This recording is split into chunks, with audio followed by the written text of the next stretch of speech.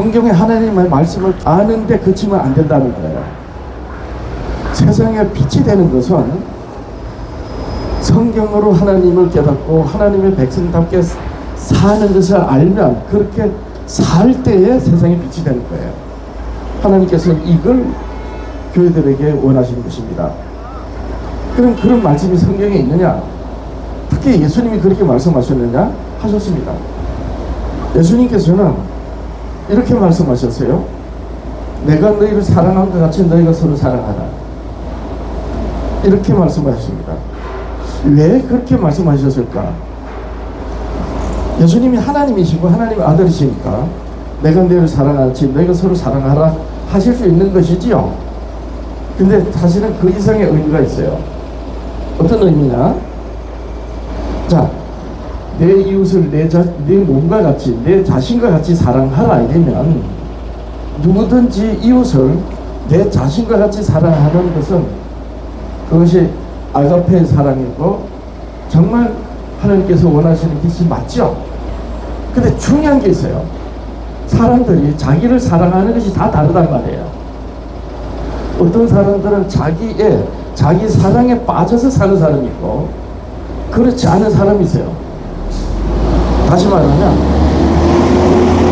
이 세상의 모든 사람들은 다 자기 자신을 사랑하지만 자기 자신을 사랑하는 그 모습이 다 다르단 말이에요.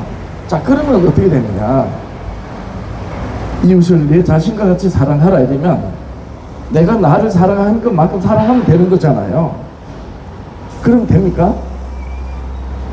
성경에서 이웃을 사랑하는 것은 예수님에게 적용하면 이렇습니다. 예수님이 어느 날 제자들에게 내가 너희를 사랑같이 너희가 서로 사랑하라 하셨어요. 이것이 예수님 입장에서는 이웃을 사랑하는 것입니다. 왜냐하면 이웃이라는 것은 나 아닌 누군가가 가까이 있는 이들을 말하는 거예요. 그럼 보세요. 하나님에게 가까이 있는 사람들은 이 세상의 모든 사람들이죠. 그러면 예수님이 이웃을 사랑하려면 어떻게 하겠어요?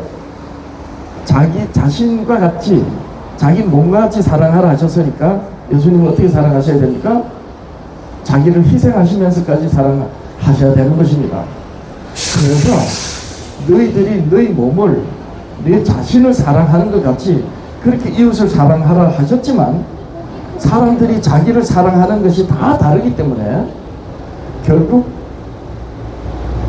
예수님께서는 내가 너희를 사랑하지 사랑하는 것이 곧 하나님께서 세상을 구원하시는 이웃을 사랑하는 그 사랑이다라고 말씀하신 거예요. 그래서 예수님께서는 내가 너희를 사랑하지 너희가 서로 사랑하라는 말씀을 세 계명으로 주신 것입니다. 이로써 모든 사람이 너희가 내 제자인 줄 알리라. 이렇게 하여 세상에 빛이 되는 것입니다. 그러면 하나님이 우리 주님이 말씀하신 세 계명이 원래 하나님 아버지께서 주신 하나님의 계명과 다르냐? 그렇지 않습니다. 하나님의 계명은 언약의 10말씀 10계명으로 말하면 10계명, 10조문이지만 통틀어서 하나님을 사랑하라, 이웃을 사랑하라는 것이에요. 하나님의 계명은 한마디로 얘기하면 하나님의 계명은 하나님을 사랑하고 이웃을 사랑하라는 것입니다. 근데 예수님의 계명은 세 계명은 내가 너희를 사랑하지 너희가 서로 사랑하라는 거예요. 그럼 다르지 않습니까? 근데 다르지 않다는 것이죠. 자, 하나님을 사랑하고 하나님을 어떻게 사랑하라 하셨냐면 내 마음과 뜻과 목숨을 다하여 내 하나님을 사랑하라 하신 거예요. 이것도 마찬가지예요. 이웃을 내 자신같이 사랑하라 하신 것처럼 자기 자신, 자기 목숨, 자기 목숨을 얼만큼 귀하게 여기냐 그 정도에 따라서 하나님을 사랑하고 또 자기를 사랑하는 그 정도에 따라서 이웃을 사랑하는 게 다 다르잖아요. 그래서 예수님께서 내가 너희를 사랑하지 너희가 서로 사랑하라 그렇게 말씀하셨던 것입니다.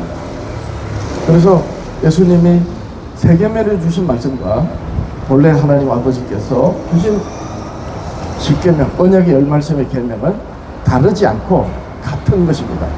다만 그것을 이웃에게 빛으로서 비추는 삶에 있어서 사람들은 모습이 다 서로 다르기 때문에 예수님이 자기가 사랑한 같이 그렇게 사랑하라 하신 것입니다. 자, 제가 왜 오늘 말씀을 시작하면서 이 교회에 세상의 소금과 빛에 대한 말씀을 이렇게 하는가? 그것은 거룩한 것에 대한 말씀을 하기 위해서인 것입니다. 기독교인들은 입에 달고 사는 말이 있어요. 모든 기독교인들이 입에 달고 공통적으로 달고 사는 게 뭐냐? 첫째, 믿음입니다. 믿음. 예, 그렇죠. 그리고 사랑하라는 거예요. 그런데 참으로 아닌 거죠. 과연 내 자신과 같이 이웃을 사랑하는가?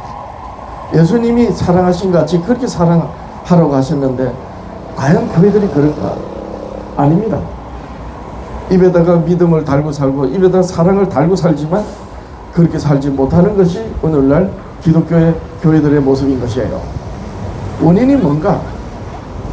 기독교인들이 또 공통적으로 입에 달고 있는 게 뭐냐? 거룩하라는 거예요.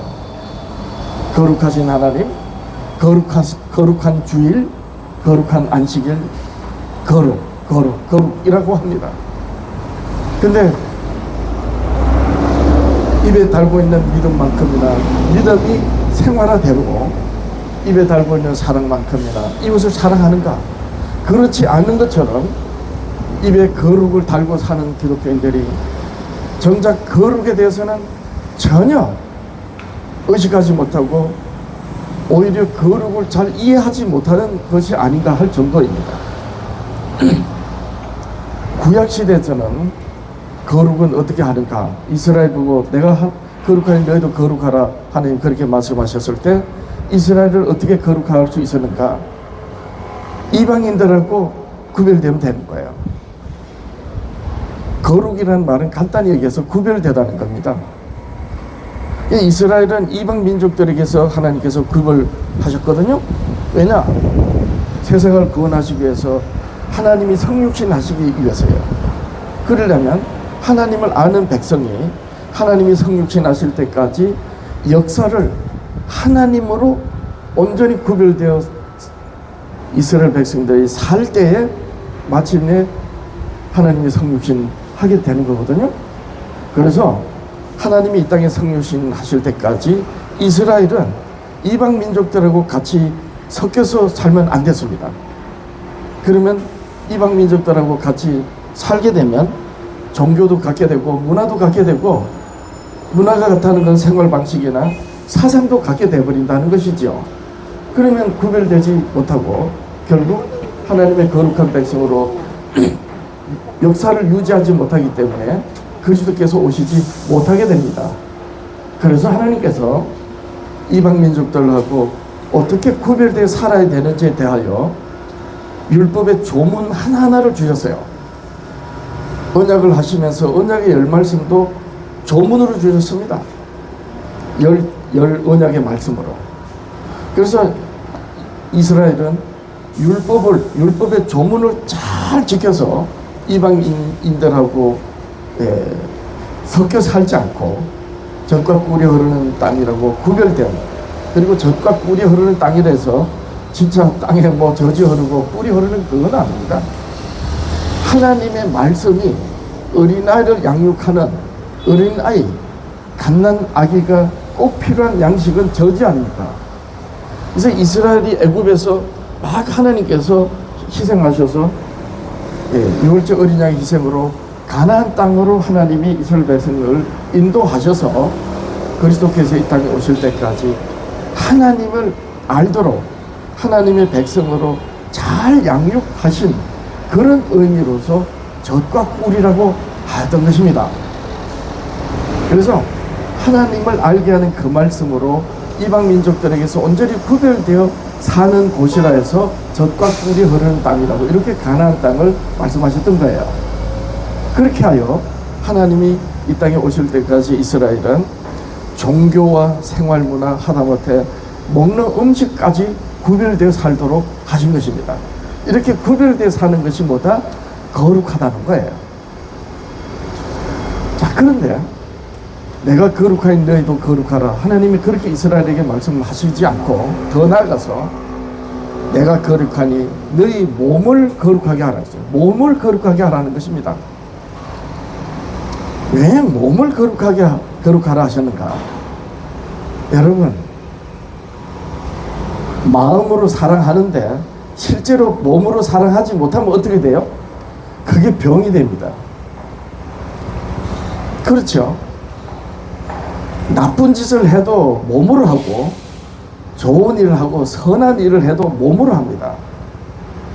그러니까 사람이 말하고 눈으로 보고 귀로 듣고 손으로 뭔가를 만들어서 일을 하고 발로 얻어 행할 바를 가고 행하는 이 모든 것은 마음의 생각과 뜻을 쫓아서 실제로 결과를 얻어내기 위하여, 성경으로 말하면 열매를 얻으려고 그렇게 모든 마음의 생각과 뜻이 몸의 행실로 나타나죠. 그럼 보세요. 내가 거룩하니 너희도 거룩하라. 이렇게 하나님 말씀하실 때 너희 몸을 거룩하게 하라고 말씀을 안 하시고 어떻게 됩니까? 그럼 거룩할 수가 없죠. 이래하여 먹는 거 하나까지 하나님께서 일일이 지정을 해주셔서 이방인들처럼 살지 말도록 그렇게 해서 몸이 거룩할 수 있도록, 예, 그렇다고 몸을 잘난 모습을 꾸미라는 게 아니에요. 아무리 가난하고 헐벗고 그래도 그 나름대로 하나님을 사랑하고 이웃을 사랑하는 그런 이스라엘 백성이 되기를 원했던 것입니다. 그리하여 거룩하다는 것은 말씀을 잘 알고 선생 노릇 잘한다 이래가지고 거룩한 게 아니고, 선생 자리에 앉은 자나 선생들에게서 말씀을 배우는 자나 자고로 성경으로 하나님을 알고, 더 자세하게 말하면 하나님이 자기를 계시하신 말씀으로 하나님을 알고 하나님을 믿으면, 그래서 하나님의 백성으로 살면 반드시 삶의 모습이 그렇게 나타나야 된다는 거예요. 이게 빛입니다. 하나님을 알게 하는 말씀을 증거라고 하면 그것은 그 사람과 그 이스라엘 공동체를 보존하여 하고 지키는 것이기 때문에 소금이고, 그 말씀을 가지고 있어서 내 자신을 지키면서 하나님의 백성으로서 하나님의 사람으로서 이웃들에게 하나님을 알도록 삶의 변화가 나타나는 것이 뭐다? 세상의 빛이란 말이에요. 그러면 기독교인 여러분 생각해 보세요. 너희는 세상의 빛이 되려면 뭐가 있어야 됩니까? 영이신 하나님, 결국 죽고 많은 인생들이 도무지 알지 못하는 그 하나님을 알게 하는 말씀이 있어야 되죠. 그리고 그 말씀이 있는 사람은, 그 교회는 이웃들에게 하나님을 알지 못하는 사람들이 하나님을 알도록 해서 믿도록 하는, 이게 이제 세상의 빛으로 나타나는 것인데, 반드시 입의 행실과 몸의 행실, 그 사람의 삶이 말씀대로 살아가지 않으면 세상의 빛이 되지 못하는 것입니다. 이래서 이스라엘이 망했고, 이래서 오늘날 교회들이 망하는 것입니다. 입으로는 거룩을 말하면서 그것이 이웃들에게, 하나님을 알지 못하는 이웃들에게 하나님을 알도록 하는 말씀을 입으로 뱉어내고 전도를 하면 그 사람의 삶이 그렇게 나타나 보여져야 되는데 보여지지 않은 거예요. 그러니까 입에다가 사랑을 달고 믿음을 달고 입에다가 거룩을 달고 살면서도 그러지 못하니 오늘날 교회들은 속되게 말하면 입만 살아있고, 예, 민망하게 저들만의 자취를 하는 것입니다. 저는 이걸 알았어요. 그래서 하나님께서 이스라엘 백성들에게 이렇게 말씀하셨습니다.